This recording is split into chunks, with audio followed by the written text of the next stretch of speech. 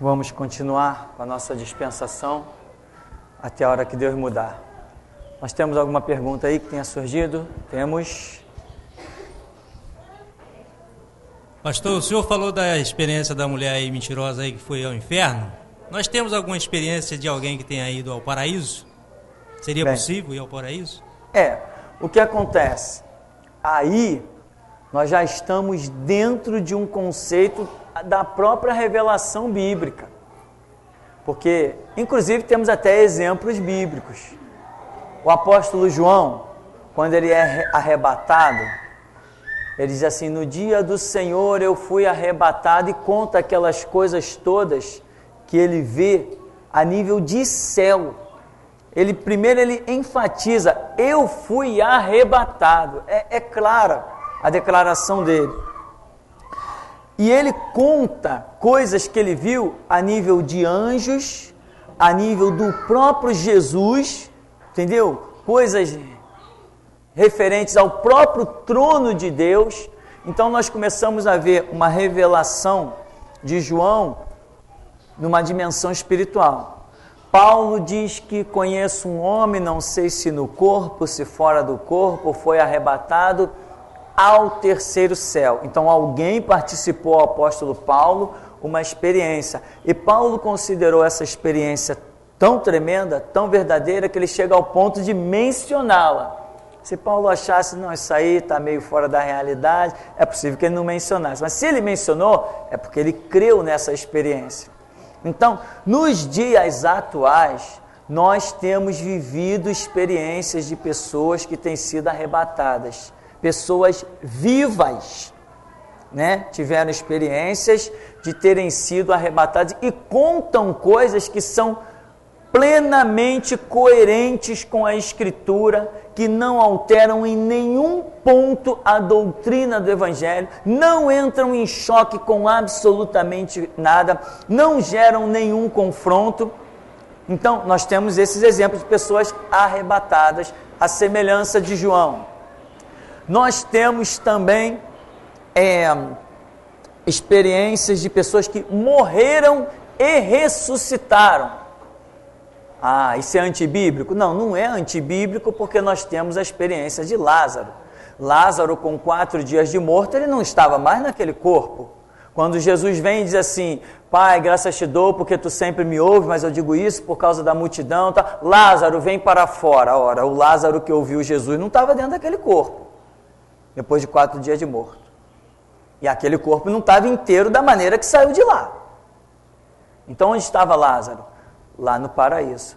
Então a Bíblia diz que as pessoas vinham para ouvir Lázaro e acabavam ouvindo Jesus e se convertendo. Então, vinham ouvir o que de Lázaro? Ele tinha alguma coisa para contar? Ele tinha que ter alguma coisa para contar, se a Bíblia diz que as pessoas foram ouvi-lo. Ou então, se ele estivesse ali morto, inerte, como dizem os testemunhos de Jeová, né? Em profundo sono, como dizem também alguns adventistas. Estou ali em profundo sono, não sei de mais nada, estou em alma adormecida, não está acontecendo nada comigo, não tenho sentido nem noção de absolutamente mais nada.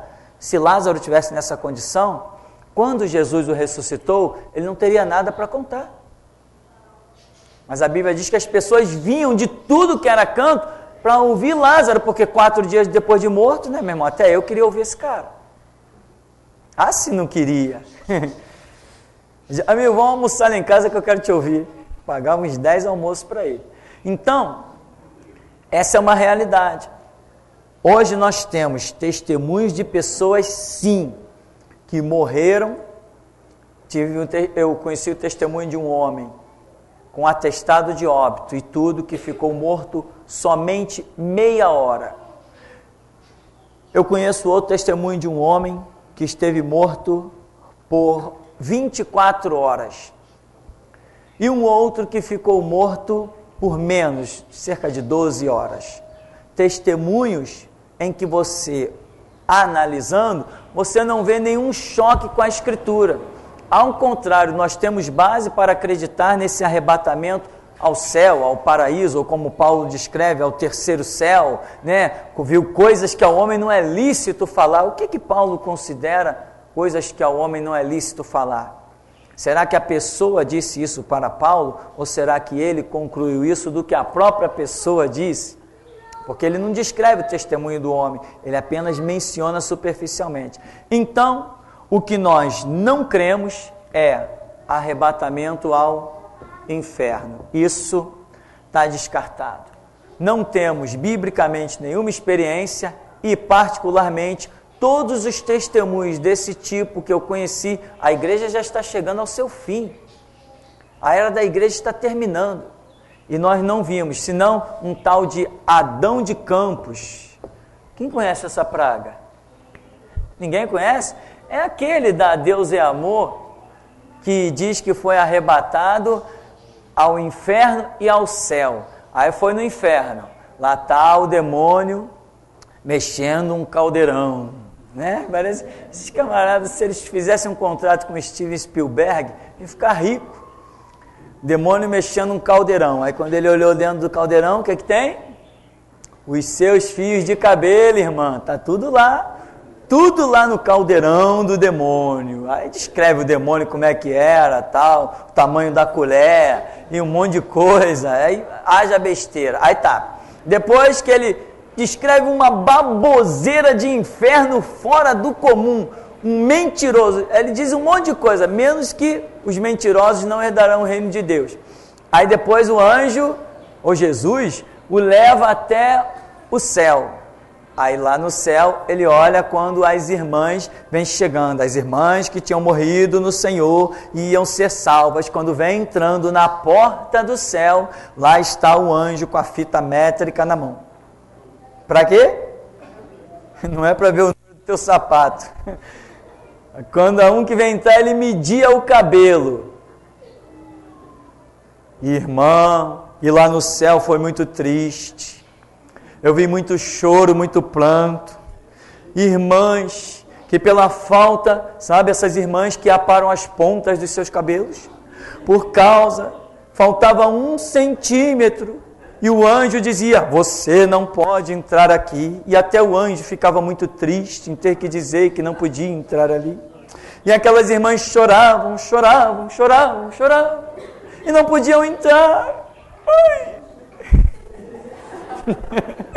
Quem aguenta isso, meu irmão? Quem aguenta uma palhaçada dessa? Você quer o testemunho dele de presente? Eu tenho cópia aí. Haja tortura. O testemunho do homem demora 1 hora. 1 hora ou mais. Falei, vou sofrer. Sofri ali durante 1 hora. E assisti, eu ouvi tudinho. Não é vídeo não, é áudio. Então, é muita baboseira. Todo mundo que diz que foi ao inferno, lá vem besteira. É o tal do Adão de Campos, que começou em Assembleia, foi parar em Deus é Amor. É a tal da Ellen, não sei das quantas, descreve também, a tal da White descreve coisa do inferno. Tem um livro aí escrito por uma mulher, e todo mundo fere, quando diz que foi ao inferno, fere as doutrinas bíblicas. Agora, com relação ao arrebatamento no céu, é bem diferente. Nós vemos essas experiências biblicamente falando, e no dia a dia, as pessoas que têm passado por essas experiências têm contado coisas tremendas que em nada ferem a doutrina do Evangelho. Qualquer experiência que ferir a doutrina do Evangelho não pertence a Jesus Cristo, porque Deus não se contradiz. Não pode haver contradição. Temos mais perguntas? Dentro desse contexto que o senhor está falando, né, que até o irmão falou sobre experiência, né, quem foi o céu ou o inferno. Mas dentro desse contexto aí, Lucas 16, a partir do verso 19, está bem claro, né, sobre a separação do abismo e do paraíso, né? Então, aqui está até escrito aqui no 22, Lucas 16, a partir do verso 22. E aconteceu que o mendigo morreu e foi levado pelos anjos para o seio de Abraão, e morreu também o rico e foi sepultado. E no Hades, que é abismo, não é isso? E no Hades ergueu os olhos, estando em tormento, e viu ao longe Abraão e Lázaro no seu seio. Então, dentro desse mesmo contexto que o senhor vem narrando desde o início, se a pessoa está no abismo, né, não tem sala especial, não tem nada, é abismo mesmo, é uma coisa só. E paraíso é o paraíso. E como o senhor falou, inferno é outra coisa, né? Não tem nada a ver com o abismo. O inferno é o final, que todos vão ser jogados para lá, é para sempre, né? E... Sim. Essa experiência, essa narrativa bíblica é interessante porque imaginamos assim, uma área cortada no meio, aí nós vemos lá na parábola do rico e do Lázaro, né? O Hades, que é inferno, Hades, ou chamado também Seol, e temos o outro lado que nós entendemos ser paraíso, não glória de Deus já um estágio definitivo, mas paraíso, porque Abraão e Lázaro no seu seio, eles estão ainda aguardando a ressurreição dos mortos, por isso estão no paraíso, diferente de Elias, diferente de Moisés e talvez diferente de Enoque. Então, Elias e Moisés não estão no paraíso. Todos aqueles que morrem e têm o seu corpo depositado no pó da terra estão no paraíso aguardando a transformação do seu corpo corruptível em corpo glorioso. Elias e Moisés foram arrebatados, portanto, eles não estão no paraíso, eles já herdaram um estágio superior, em que nós vamos assim chamar, podemos estar errado no que chamamos, vamos dizer, glória de Deus. E esses dois que já estão num estágio bem superior aos que estão no paraíso, esses foram que apareceram para Jesus no Monte da Transfiguração de Mateus 17. Quem apareceu para Jesus e falou do futuro de Jesus na terra, porque a Bíblia diz que falaram, Elias e Moisés falavam com Jesus a respeito da sua morte que se daria em Jerusalém. Não era qualquer um entre aspas, logicamente, não era qualquer um dessa massa que está no paraíso. Era alguém que já tem uma posição muito tremenda. Elias e Moisés estão então em outro estágio superior ao paraíso. Mas falando aqui, quando a parábola revela que olha, tem um grande abismo, de sorte que os daí não podem passar para cá, nem os daqui passar para aí. Então, diz que lá estavam no Hades, ou seja, no inferno, e estavam em tormento. Acabou a história. E diz que os daqui que estavam no paraíso estavam em descanso. Descanso é com cedilha? Quem sabe? Obrigado. Agradeço. Então, no paraíso estão em descanso, no inferno estão em tormento. Acabou as coisas. Definiu. Aí vem alguém e diz assim, não, mas lá no inferno tem uma partezinha aqui que o tormento é maior, tem outra partezinha aqui que o tormento é menor, tem uma partezinha aqui, e essa aqui é terrível, existe uma tortura lá no inferno. Eu estou falando de coisas que eu já li em livros, tá? E testemunhos falsos que eu já ouvi. Outra partezinha aqui do inferno, aí a pessoa detona a visão bíblica e começa a criar um monte de suposições, de coisas que a Bíblia não diz. É aí que entra o terrível perigo. Então essas experiências, dizendo que foi no inferno, a pessoa começa a descrever um monte de coisa a respeito das quais Jesus não deixou a mínima parcela para permitir que a gente pensasse no fato. Jesus apenas diz que o Hades é um local de tormento, mas a pessoa vem e subdivide esta espécie de tormento, que uns que praticaram mais pecados vão sofrer mais, outros que praticaram menos pecado vão sofrer menos, mas não é esse o prumo que a Bíblia diz. Quando a Bíblia fala de condenação, a Bíblia não fala de mais ou menos pecado. Quando a Bíblia fala de condenação, ela só fala de um pecado. Amém? Você sabe qual é o pecado que a Bíblia fala? Quando ela fala de condenação? Qual é o pecado que a Bíblia fala quando fala de condenação? Negar Jesus Cristo. Negar Jesus Cristo é a condenação. Ou você acha que alguém vai para o inferno porque estuprou? Você acha que alguém vai para o inferno porque praticava pedofilia? Haha. Vai para o inferno quem negar a eficácia do sangue de Jesus Cristo. Porque o sangue de Jesus Cristo nos purifica de todo pecado. Ninguém será condenado ao inferno por ser pedófilo.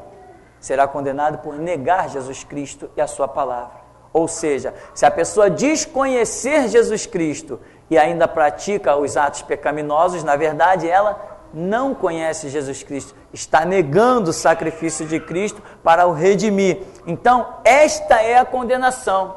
Então, não interessa o que a pessoa fez. Não, aquele ali matou 500. Não, aquele ali só matou 1. Então, uma pena menor. Esse vai sofrer menos no inferno. Negativo. Isso é outro absurdo, essa história de sofrimento no inferno baseado em dor. Não existe sofrimento no inferno baseado em dor. No inferno não se sente dor. A Bíblia fala de tormento, não fala de dor. Jesus nunca disse que no inferno estariam sentindo dores. Não existe dor no inferno. A dor é um conceito exclusivamente vinculado a um corpo carnal. Este corpo sente dor. A minha alma e o meu espírito não sente dor, mas sente tormento. Amém? Deu para entender? Quantas pessoas já se suicidaram? Não, aquela mulher não quer nada comigo, eu não quero mais viver. Está sentindo dor? Não, está sentindo um tormento na alma, uma angústia nos sentimentos. Aí vai correndo, pega um trampolim, vai da Ponte Rio-Niterói. Porque estava sentindo dor? Não, estava sentindo um tormento. Não existe... Agora eu vou pegar pesado, né, irmão? Não existe dor no inferno. Pastor, então como é que vai sofrer? Vai sofrer em tormento. Você quer? Eu não aconselho ninguém não, mas vou falar. Quem aí quer experimentar um dia sem a graça de Deus? Quem quer essa experiência? 1 hora sem a graça de Deus, quem quer? Quem quer? Se quiser, receba. Depois não me culpe. Ninguém quer. Por quê? Porque é 1 hora de tormento. A condenação no inferno é a ausência total da graça de Deus. A Bíblia chama de segunda morte quando ele define, apartai-vos de mim, acabou. Nunca mais, sai para lá. A Bíblia chama isso de segunda morte, que é a separação total de todo lampejo de graça, compaixão e misericórdia que Deus pudesse exercer. Acabou-se, fechou o livro, encerrou a história. Hoje, eu vou te dizer uma coisa, o estuprador, o pedófilo, o homicida, o traficante, seja lá quem for, ainda existe a graça de Deus sobre ele. Ainda existe. Ainda é tempo de Deus derramar a graça dele. Ainda está derramando. A palavra de Cristo que ele veio buscar e salvar o que se havia perdido, ainda tem valor. E o Espírito Santo continua trabalhando. Queríamos nós que os traficantes entrassem tudo aqui para se converter. os pedófilos, os padres homossexuais e pedófilos, os pais de santo da macumba, que está tudo aí envolvido no homossexualismo. É tempo ainda deles se redimirem dos seus pecados, ainda é tempo. Então, aqui esse negócio, não, né? Eu esqueci o nome da mulher que escreve um livro, ficou todo mundo, caramba, agora eu me converti. Hã? Fala aí no microfone. O nome dela é Rebeca Blau. Rebeca Blau, um nome tão bonito. O nome do livro é A Divina Revelação do Inferno. A mentirosa revelação do inferno tinha que ser. Então, aí ela diz que lá no inferno tinha pessoas que sofriam mais porque o seu pecado tinha sido maior. Ou, que loucura, pecado maior e pecado menor. Diante de quem? Só se for diante do diabo, que diante do meu Deus isso não existe. Quer uma prova? Não interessa o pecado que se tenha sido praticado. Qual o prumo do perdão? O sangue de Cristo. Não é isso? Ah, o camarada era pedófilo, estuprou 500 crianças. Qual o preço do pecado dele? O sangue de Cristo. Ah, mas aquele ali cometia algumas mentirinhas. Poxa, mas a Bíblia diz que os mentirosos não herdarão o reino de Deus. Tá, mas ele era só um mentiroso, ele está fora do reino. Qual o preço do pecado dele? O sangue de Cristo. Ora, se o preço da condenação e salvação é apenas um, como é que eu vou atribuir diferença de sofrimento no inferno? Que palhaçada é essa? Quem tirou essa ideia? Da onde? Mas, aí vem uma Rebeca Blau, tá expert, já deu quantas vezes já leu esse livro, irmão? Mais 20? Só uma mesmo. Só uma, né? Então tu não pegou a essência do trabalho, tem que ler bastante. Então, meu irmão, esse negócio de revelação que foi ao inferno, ainda mais com esse negócio... Ah, aí dela descreve, acho que é essa tal de Rebeca aí. Ah, acabei confessando que também já li o livro, né, irmão? Fazer o quê? Acabei confessando. Mas eu não li todo, não. Não suportei. Aí diz que passa num lugar lá, aí tem uma chama. As pessoas estão tipo num prato gigante, sei lá, e tem uma chama que de tempo em tempo acende e queima aquelas pessoas, aí apaga. Acende, queima e apaga. Acende, queima e apaga. Meu amigo, seria mais fácil dizer que Jesus fez um circo lá no inferno, né? E levou a Rebeca Blau como palhaça. Então, meu irmão, isso tudo é baboseira. Esse negócio de diferença de tormento. Porque o tribunal é um só. O tribunal é um só.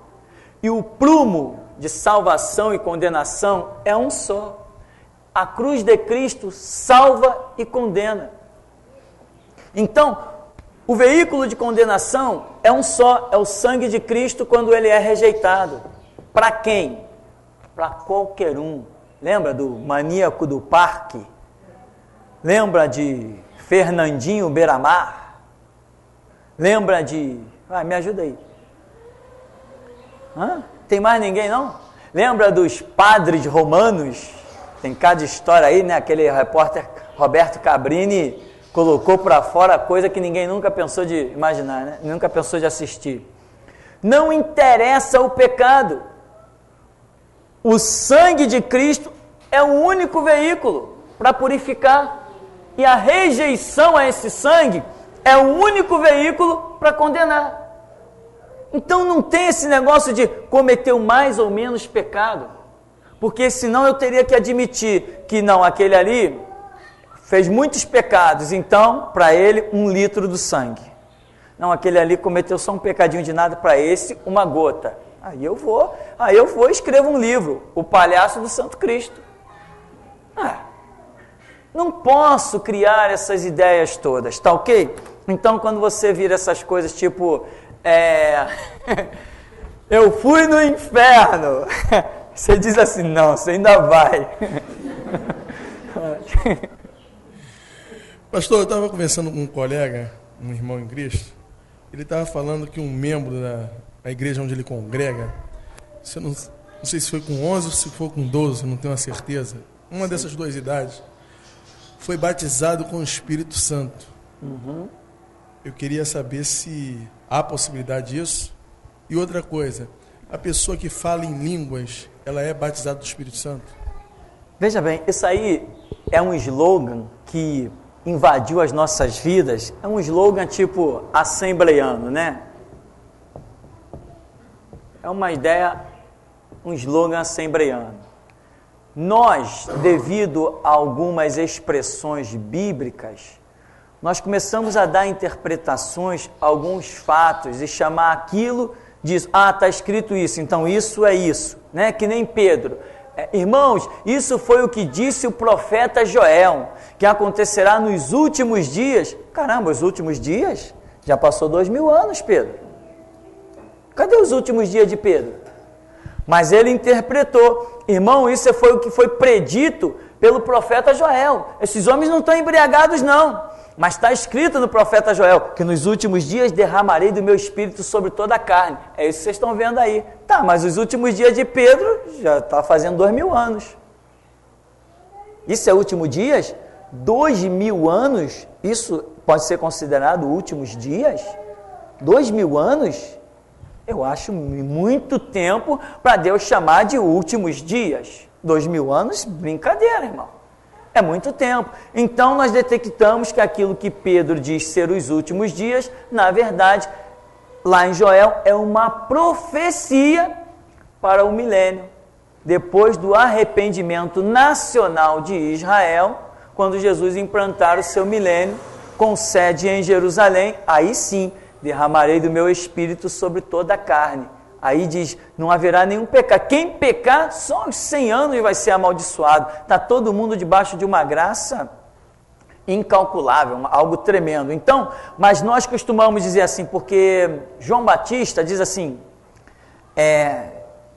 eu não sou digno de desatar as correias das suas alparcas. Eu batizo com água, mas ele vos batizará com Espírito Santo e com fogo. O que João Batista considerava fogo? Ora, pelo que nós sabemos, pelo significado da palavra batismo, a palavra batismo significa envolvimento. Então, quando alguém é batizado nas águas, esse alguém é envolvido nas águas. E a água é símbolo da palavra, é símbolo da doutrina. Então, o batismo nas águas significa que a pessoa aceitou ser envolvida pela doutrina de Jesus Cristo. Mas João falou também que tem um tal do batismo no fogo. Quem quer, irmão? Quem quer ser batizado no fogo aí? Vou criar uma fogueirinha e meter você dentro da brasa. Da mesma maneira que a gente coloca dentro da água, a gente coloca dentro da brasa. Então você vê que nós estamos diante de quê? De simbologias. Lembra que teve uma turma de uma igreja aí, o pastor pegou um monte de serpente, passou na televisão, pegou um monte de serpente, soltou dentro da congregação. Irmão, está escrito, pegareis nas serpentes, não lhes fará mal algum. Ah, misericórdia. Que teve de gente correndo para o pronto-socorro, não me recordo se teve alguma criança morta. Que serpente, meu irmão, aquilo é uma simbologia. Tem alguém com fé suficiente aí? Eu vou levar você no Instituto Butantan para você catar umas serpentes lá. Nós estamos diante de simbologia, mas o povo perece por falta de conhecimento, né? Não, Daniel entrou na cova dos leões. O espírito que estava sobre Daniel está sobre mim. É verdade, eu vou te levar no zoológico para você alimentar os leões. Você quer ir? Nós temos que entender, ter entendimento, paciência, calma, sabedoria, buscar nas misericórdias. Não sabemos tudo. Então, Daniel acalmou os leões. Que surjam outros Daniéis, porque eu não sou domador. Estou fora, irmão. Só o rugido daquele bicho já me faz tremer. Se alguém disser, a jaula está aberta, opa, onde está meu carro? Então, meu irmão, tem expressões bíblicas que nós começamos a trazer para os nossos dias. Aí uma série de situações começou a nos envolver. Aí a gente viu uma coisa, tá vendo? Fulano foi batizado no fogo. É mesmo? Bota o termômetro nele, 100 graus, só se for. Fulano é batizado no Espírito Santo. Por quê? Porque ele fala a língua estranha. Ora, e desde quando a Bíblia criou uma regra de que o falar língua estranha estava vinculado ao ser batizado no Espírito Santo? São regras que as igrejas criaram.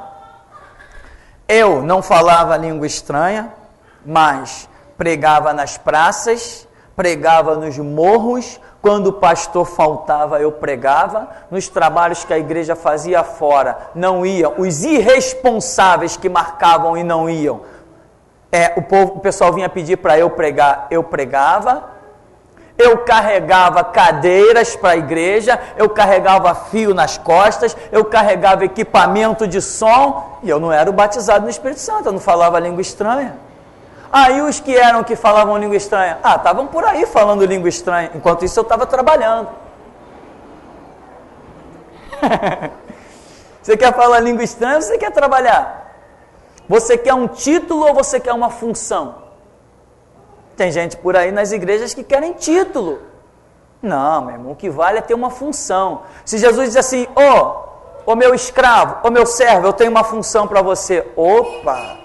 Agora, se Jesus disser assim, eu tenho um título para você, não te deu nenhuma função, que galardão vai te dar o teu título? Se a Bíblia diz que o que será recompensado são as nossas obras e não o nosso título. Mas tem gente que não enxerga, não adianta que não vai enxergar, não tem calo no joelho. Não usa óculos fundo de garrafa, não gosta de ler. Então, meu irmão, esses slogans, é batizado no Espírito Santo, por quê? Porque fala a língua estranha. Fala mesmo? Fala na minha frente. O que tem de palhaço por aí enrolando a língua dizendo que é língua estranha? Quanto palhaço tem por aí enrolando a língua, repetindo expressão que ouviu de outros para dizer que fala a língua estranha, que é espiritual?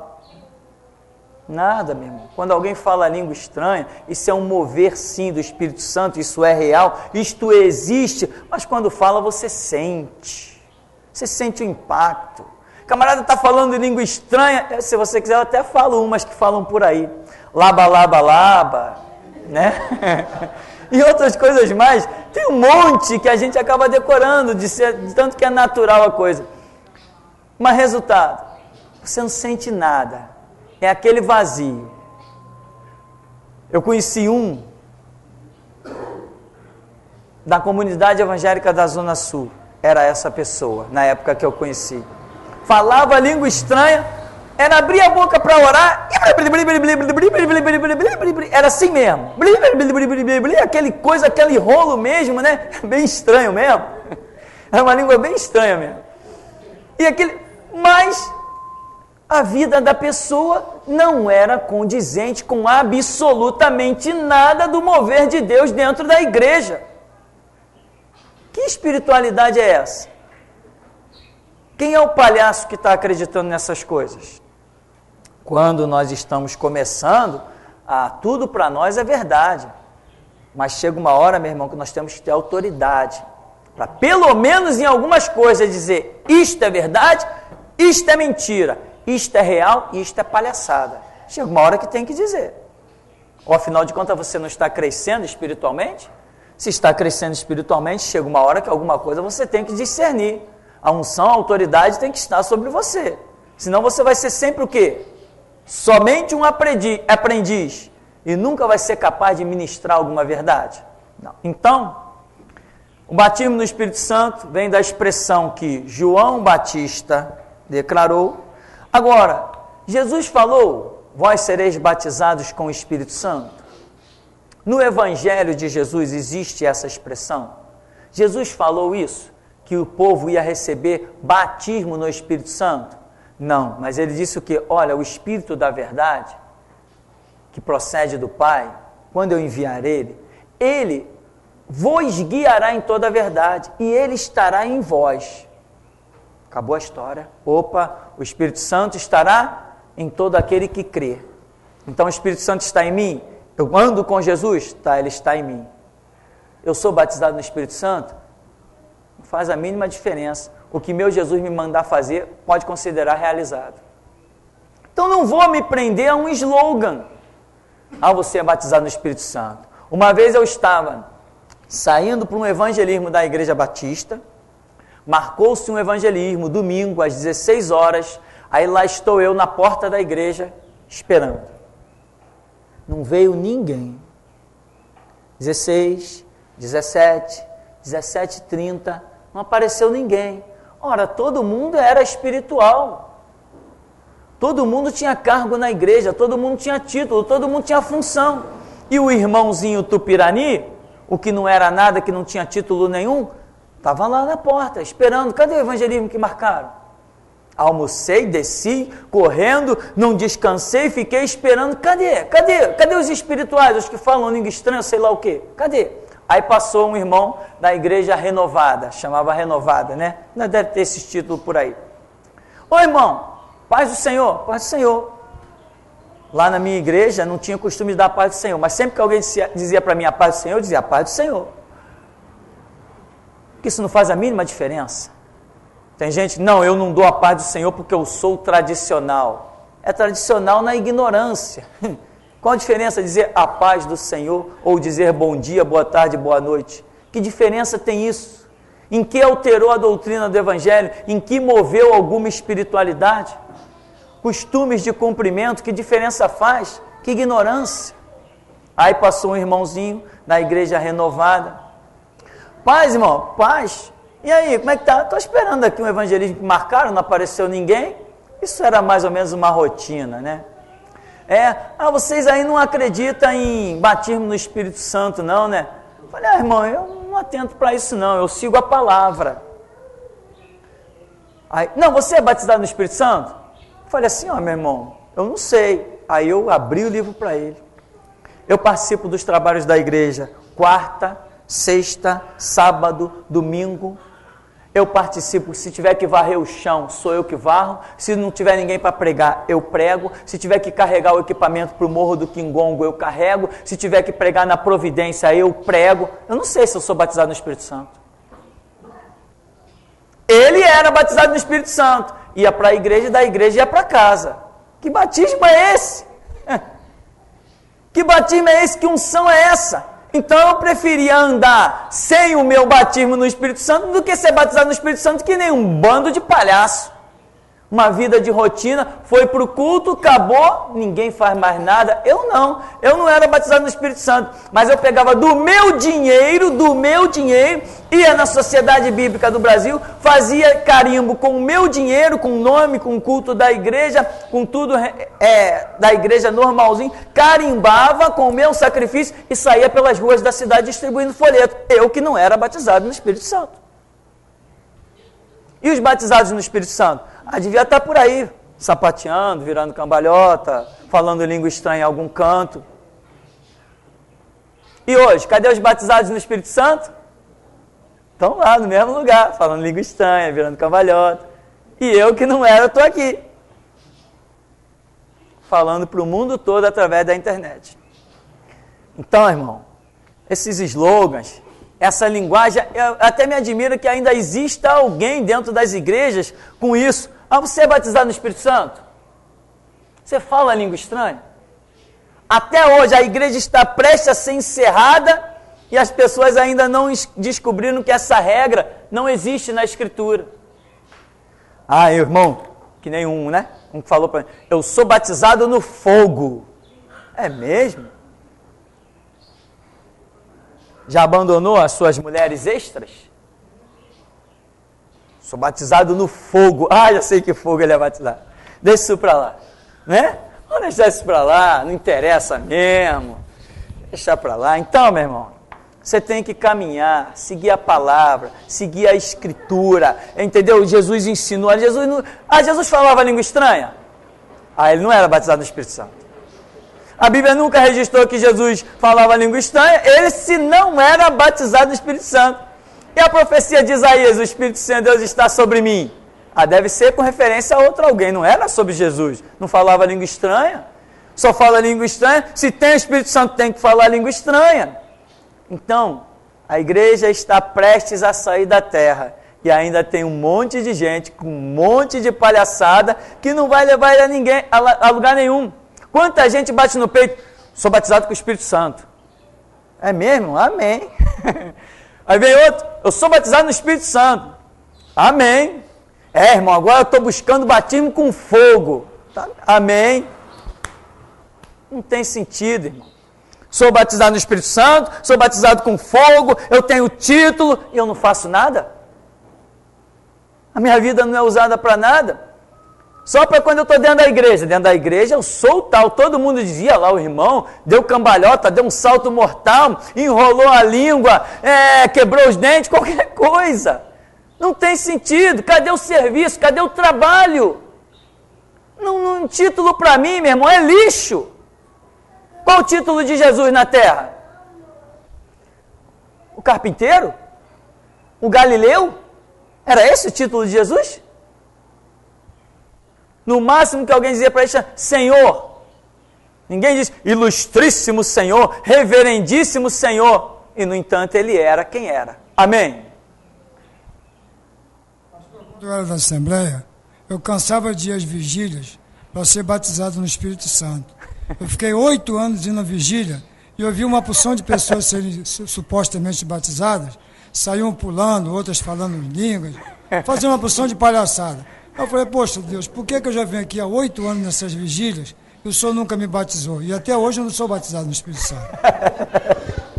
Irmão, porque o irmão estava no lugar errado. O negócio é o seguinte, as pessoas que pulavam, saltavam, elas faziam um curso na escola de circo. O irmão queria fazer as coisas dentro da igreja, não dá.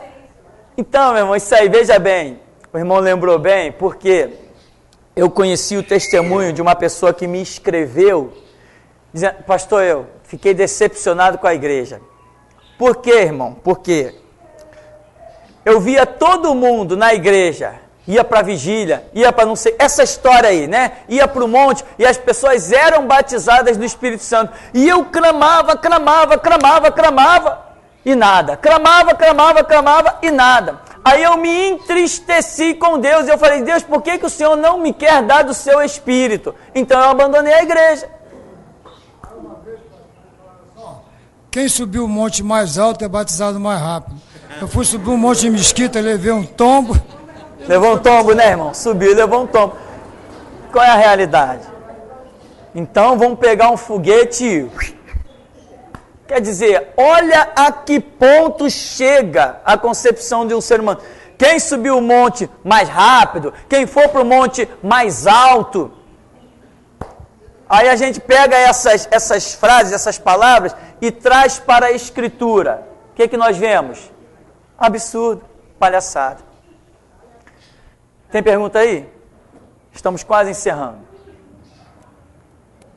Uma pergunta do Pedro, pastor. Ele diz assim, pastor Tupirani, eu tenho 10 anos e quero entender aquilo que dizem sobre Jesus ter ido ao inferno depois que ele morreu, para falar de Deus e pegar as chaves da mão do diabo. Como a Bíblia explica isso? Isso foi assim mesmo? Porque o Senhor disse que o diabo nunca esteve no inferno? Exatamente. Nunca esteve, né? Quando lá for lançado, não sairá mais. É a consumação. Jesus disse que o inferno foi criado para o diabo e seus anjos. Ou seja, os demônios, né? Anjo é mensageiro. Existe mensageiro de Deus, mensageiro de homem, mensageiro do diabo. Então, quando o diabo for lançado lá, não sai mais. Agora, essa doutrina que diz que, né? Como Paulo escreve, que o Senhor Jesus pegou as chaves da morte do inferno e triunfou de principados e potestades, expondo-os na cruz. Aí Paulo escreve uma coisa dessa, de uma profundidade que a gente talvez precisasse entrevistar Paulo. Né? Paulo, o que você quer dizer isso aí? Que nem eu costumo dizer assim, a Gioconda, né? Aquela pintura de Leonardo da Vinci. O que existe de questionamento sobre quem é aquela figura que Leonardo da Vinci pintou? Aí uns dizem que era a mulher dele, outros dizem que era a mãe dele, e outros dizem que era ele mesmo, que ele se autorretratou. Como que nós vamos chegar à conclusão? Leonardo da Vinci, quem é aquela figura? Só ele pode dizer. Algumas coisas passam na nossa cabeça e nós falamos de um modo geral, se nós não formos questionados com aquela pergunta, o que você quer dizer com isso? Se essa pergunta não existir, a verdade também não aparece. Se você der a sua própria interpretação sobre o que você ouviu, você pode estar dando uma interpretação errada. E olha o que já aconteceu disso comigo. Mas você falou? Eu falei, não, mas você não disse isso. Eu disse isso sim, mas não com esse sentido. Essa frase é sua? Depende, com qual sentido? Você pode usar a mesma frase para falar 1 milhão de coisas. Se eu disser que eu sou apaixonado, não, sou apaixonado. Por quem? Pelo meu Deus? Pela minha esposa? Pelos meus filhos? Por todos eles? Então é necessário, peraí, explique-se. Ser apaixonado por quem? Eu tenho que me explicar. Tem coisas que eu menciono que só eu posso dar detalhadamente o que se passa ou passava na minha mente quando eu proferia aquela frase. Então, quando Paulo diz assim, que Jesus Cristo triunfou na cruz. Tá, triunfou na cruz por quê? Porque lá na cruz ele disse, Pai, está consumada a obra que me deste a fazer. Então a missão dele era revolucionar, provocar, libertar a tal ponto de o colocarem na cruz. Ele chegou lá, opa, minha missão está completa, Pai, nas tuas mãos entrego o meu espírito, está consumada a obra que me deste a fazer. Agora, tem quando Paulo diz que Jesus foi às regiões, não diz que Jesus foi ao inferno, tá? Diz que Jesus foi às regiões mais baixas. Ora, se ali estiver dizendo ou estiver entendido que Jesus foi às regiões mais baixas da terra, opa, então nós não estamos falando de inferno, porque embaixo da terra não existe inferno nenhum. Não existe nenhum inferno debaixo deste planeta. O inferno é um lugar espiritual e não um lugar físico. Se o inferno fosse um lugar físico, eu teria acesso a ele naturalmente. Eu não tenho acesso ao inferno, assim como não tenho acesso ao paraíso. Não tenho acesso. Não existe caminho. Agora, tudo aquilo que é físico, eu posso arranjar um caminho para ele. Então, essa realidade aqui, Jesus foi às regiões mais baixas da terra. Aí Paulo diz que ele triunfou. Triunfou de principados e potestades, ou seja, triunfou dos demônios. Como Paulo também usa o termo, tomou as chaves, né, da morte e do inferno. Tomou a chave. Isso que Paulo diz, o que já virou de doutrina louca de igreja.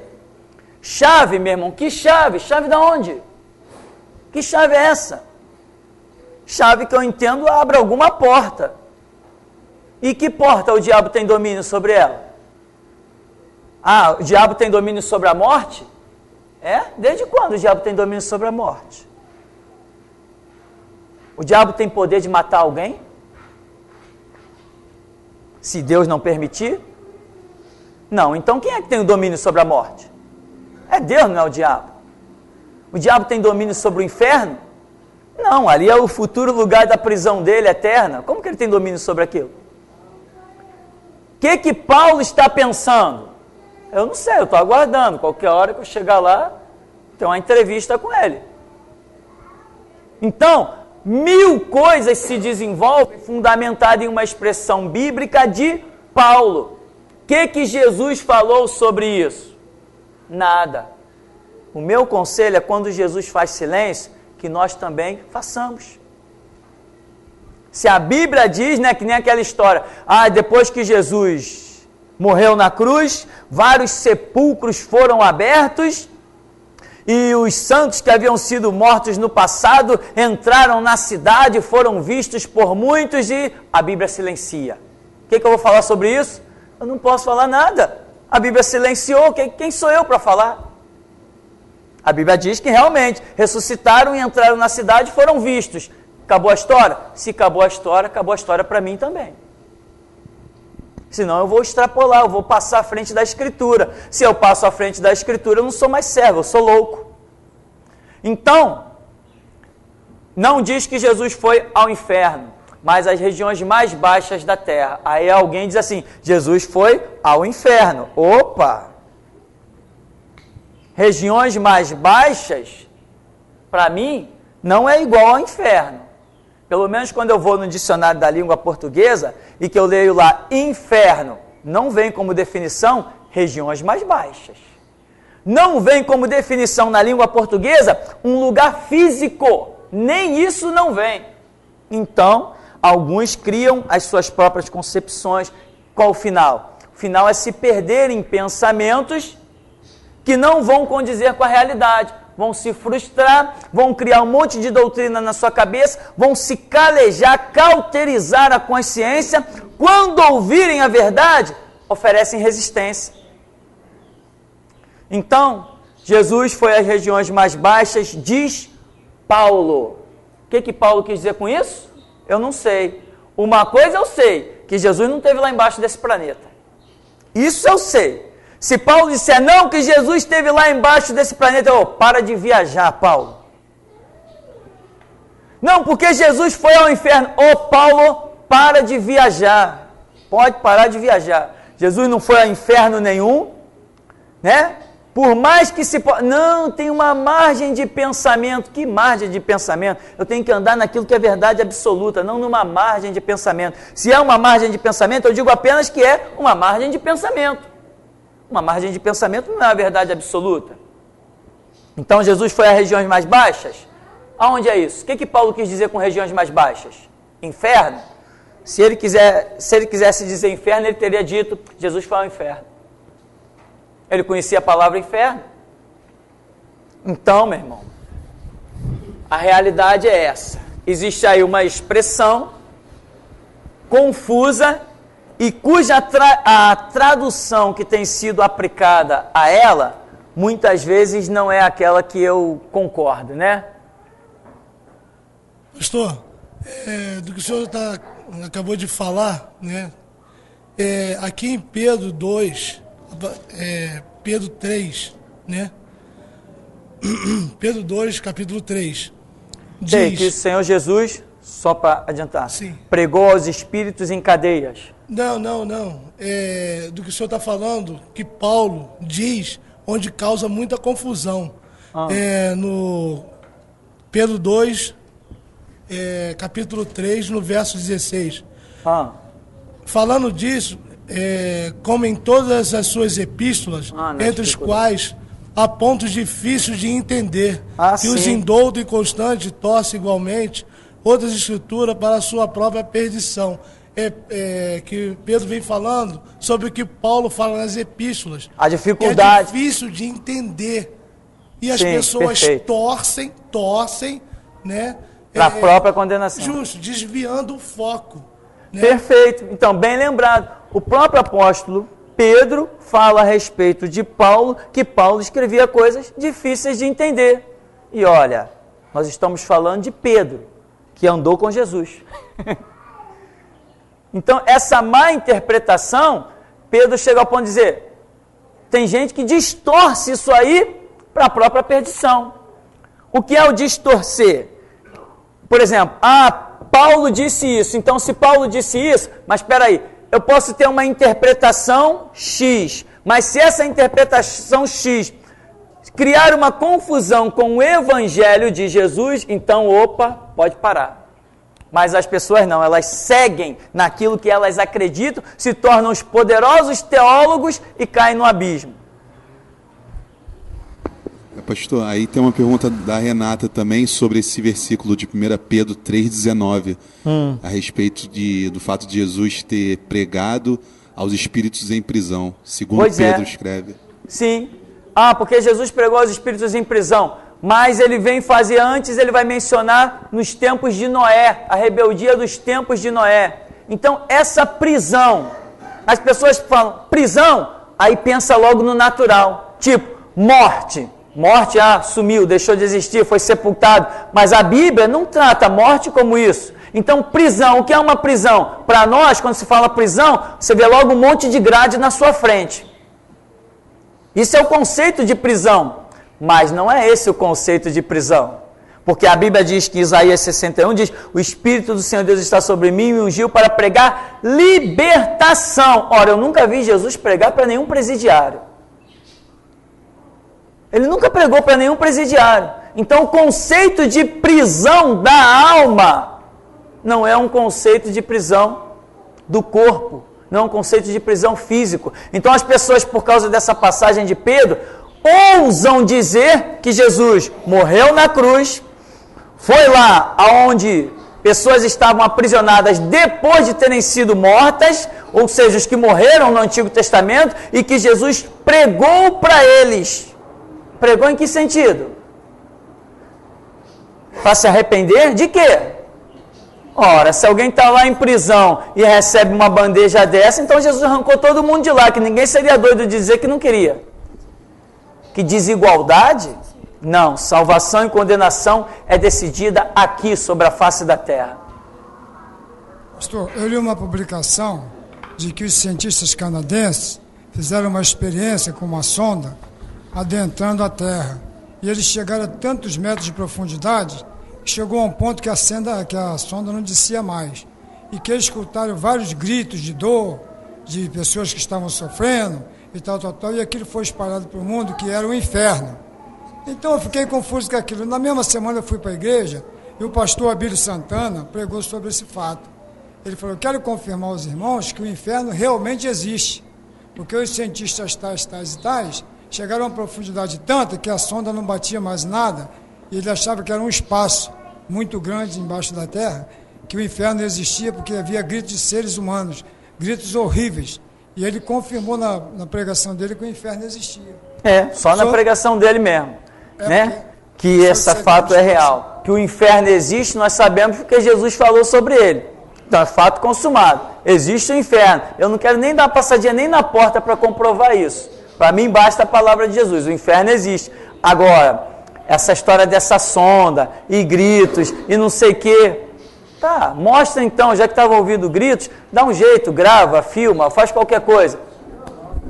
Gravaram e botaram na internet e eu ouvi. Mas o que eu ouvi não foi grito nenhum.